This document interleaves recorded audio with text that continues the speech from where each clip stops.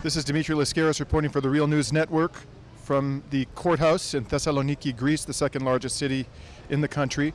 We're here today for the first day of a trial against 21 local residents involving charges of various criminal offenses in connection with an alleged arson at the gold mine of Eldorado Gold in Thessaloniki, Greece. Eldorado Gold Corporation is a Canadian gold mining company.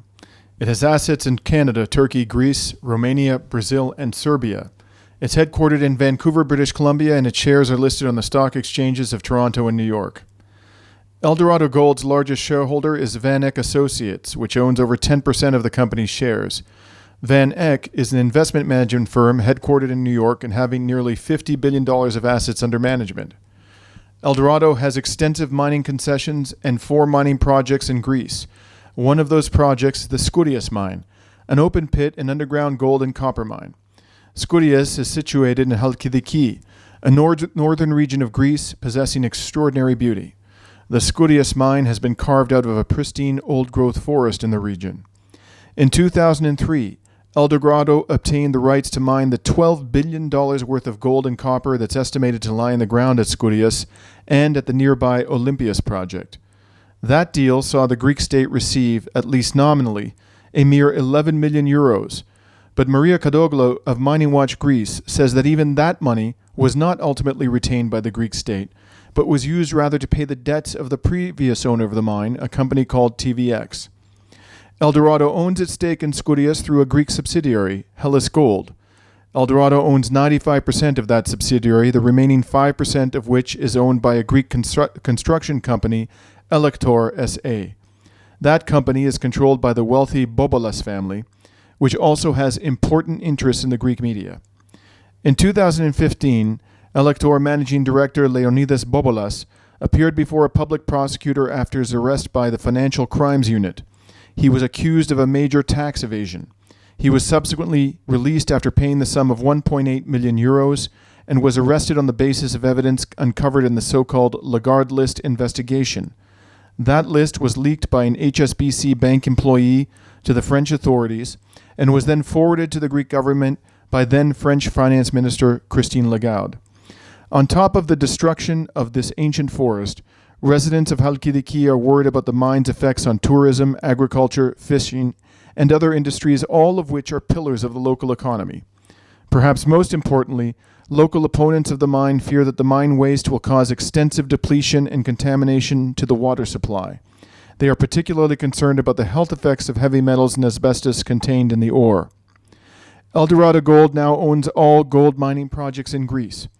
The corporation operates in Greece in the context of a severe debt crisis and ensuing subjection to a shock therapy by its European creditors and the IMF since 2010.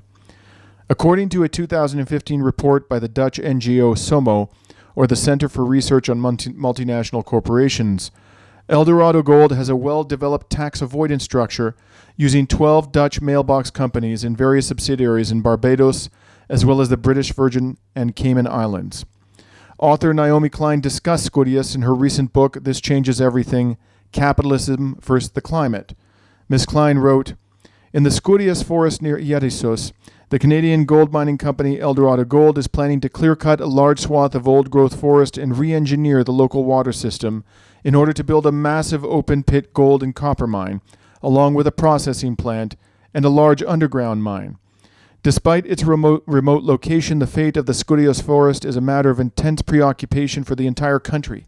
It is debated in the national parliament and on evening talk shows. For Greece's huge progressive movement, it is something of a cause célèbre. Urban activists in Thessaloniki and Athens organize mass demonstrations and travel to the woods for action and fundraising concerts." Local resistance to the Skouries mine is also explored extensively in the Avi Lewis documentary, This Changes Everything, which is based on Ms. Klein's book. Local campaigners have complained about media bias in reporting about the Skouries mine. They argue that few of the numerous protests against the mine have been reported by Greek media, and if reported at all, articles often showed pro-mining bias. The Greek media landscape has often been announced as corrupt and intrinsically linked to big business interests. Reuters dedicated a special report on the issue, showing a deep-seated conflicts of interest of media corporations' journalists whose interests are intertwined with those of the private sector and politicians. Local activists say that this conflict of interest is blatant in the mining projects of Halkidiki. The Bobolas family, for example, has both major media assets and major interests in Eldorado, which owns a significant stake in the Skouries mining project. In February 2013, opposition to the mine exploded when dozens of masked men armed with Molotov cocktails stormed Skouries.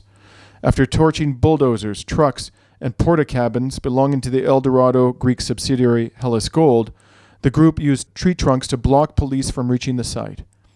At the time of the attack, Greece was governed by the right-wing New Democracy Party.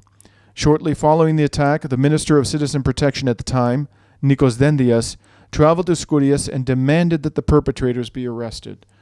This resulted in the detention of 33 local activists.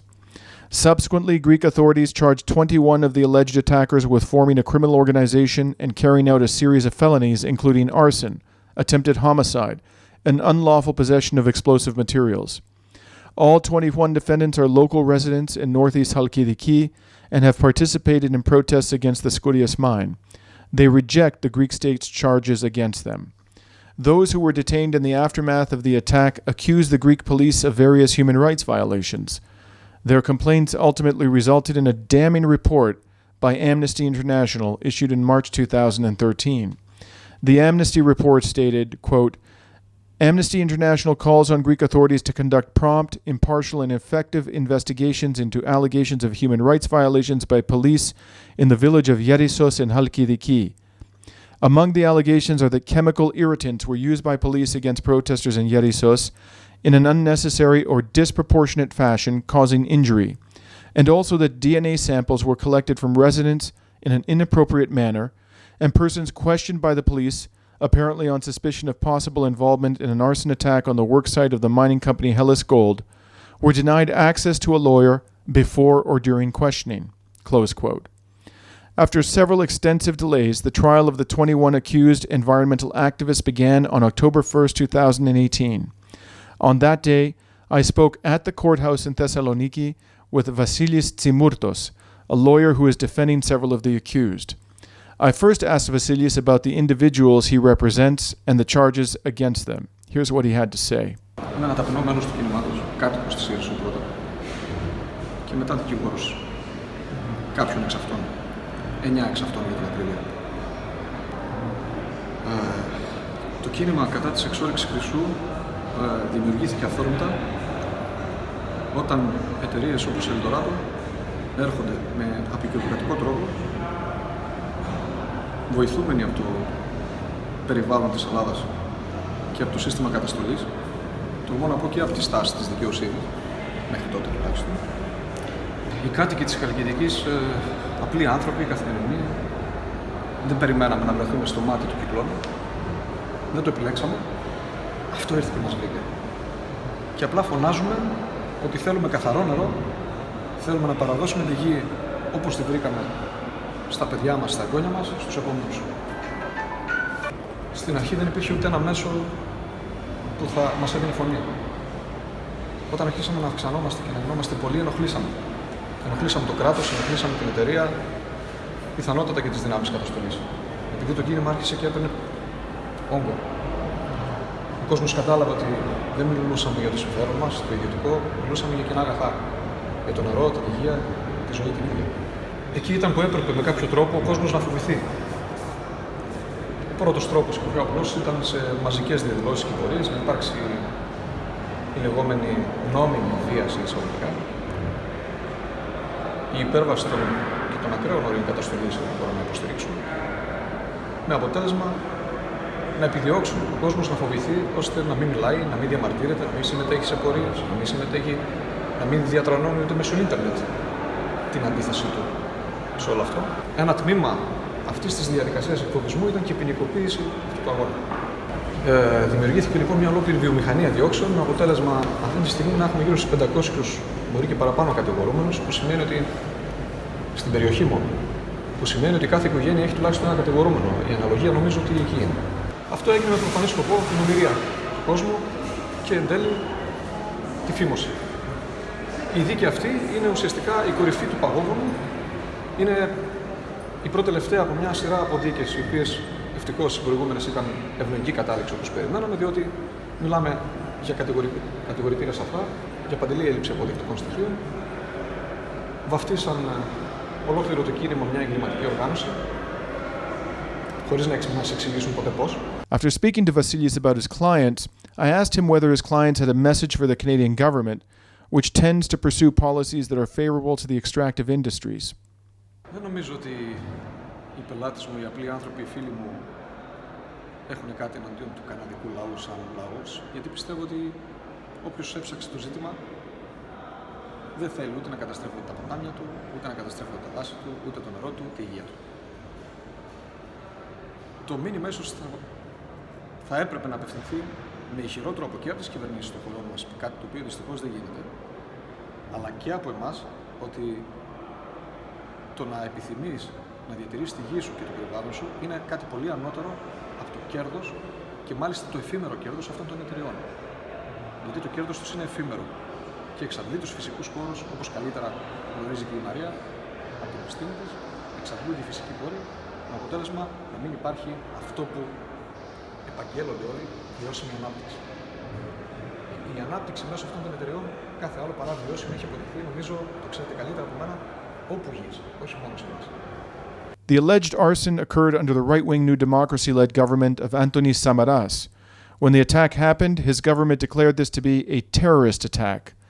I asked Vasilis if the Syriza government of Alexis Tsipras had taken a different approach to this prosecution. Here's what he said. Εντάξει, οι απόψεις των πελατών μου σε αυτό το πράγμα, πελατών παύλα φίλων, μπορεί να επικύλουν. Οπότε το μόνο που μπορώ να κάνω εγώ να καταθέσω τη δική μου άποψη, αυτό που κυκλοφορεί και είναι ευρία πεποίθηση γενικά του κόσμου. Ουσιαστική αλλαγή όσον αφορά την εξέλιξη της υπόθεσης του έργου είδαμε ελάχιστη. Η μόνη διαφορά μέχρι τότε είναι ότι εξελίσσονται οι δίκες και ο κόσμος συνεχίζει να είναι σωμηρία. Άρα, επί του πρακτέου, το σύστημα της ποινικοποίησης γνωρίζει πάρα πολύ καλά ότι κάνει τη δουλειά του. Γνωρίζει ότι έχει ήδη ένα ποσοστό επιτυχίας. Ασχέτως αν στο τέλος οι αποφάσεις είναι αθλητικές. Προσπαθούν να εξαντλήσουν τις δυνάμεις του κάθε απλού ανθρώπου, είτε οικονομικές, είτε ψυχολογικές, ηθικές και τις φυσικές δυνάμεις, ώστε μέσω της τριβής με την συνεχή παρουσία στην δικαστική μέγαρα. Βιώσαμε αθρώα λήψη DNA δια της βίας. Εισβολή των ΕΚΑΜ στην Ιερισσό μέρα μεσημέρι σαν να είχαμε πόλεμο. Εισβάλλαν σε σπίτια και απλά κόσμο. Δεν υπάρχει κάτι το οποίο δεν ζήσαμε μέσα σε 3 χρόνια στην μικρή αυτή περιοχή. So the companies keep doing their business. Following my discussion with defense lawyer Vasilis Tsimurtos, the 3 judges who were presiding over the trial began the proceedings by calling out the names of the accused and asking them to declare their presence.